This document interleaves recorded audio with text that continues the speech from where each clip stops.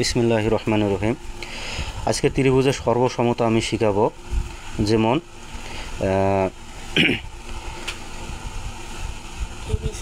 ABC একটি ত্রিভুজ।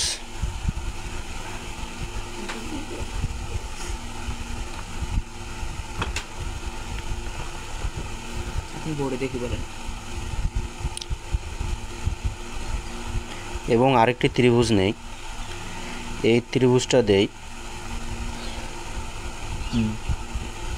DEF.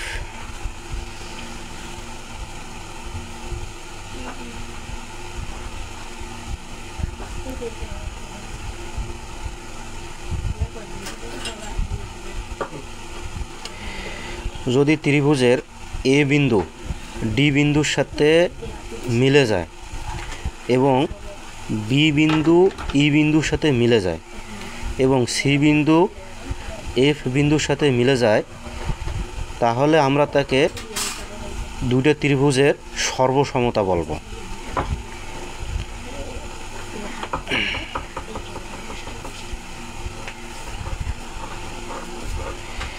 এই ত্রিভুজের এবি বাহু এবং এই ত্রিভুজের ডিই বাহু, এবি ইকুয়াল ডিই। আবার বিসি বাহু এবং ইএফ বাহু সমান আছে, দুটো ত্রিভুজ এই বাহু দুটো সমান আছে, এবং এসি বাহু এবং এই ত্রিভুজের ডিএফ বাহু সমান আছে।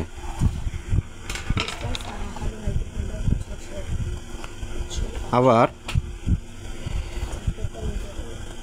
এই ত্রিভুজের এ কোণ এবং ওই ত্রিভুজের ডি কোণ সমান, এবং বি কোণ ইকুয়াল হচ্ছে এই ত্রিভুজের ই কোণ সমান।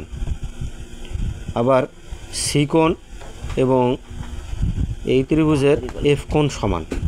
অতএব আমরা বলতে পারি বাহু এবং কোণগুলো দুটো ত্রিভুজের সমান হয়েছে বা মিলে গেছে। অতএব ত্রিভুজ এ বি সি সর্বসম ত্রিভুজ ডিইএফ প্রমাণিত। এটাই হলো ত্রিভুজের সর্বসমতা। তো আজ এই পর্যন্ত। আসসালামু আলাইকুম।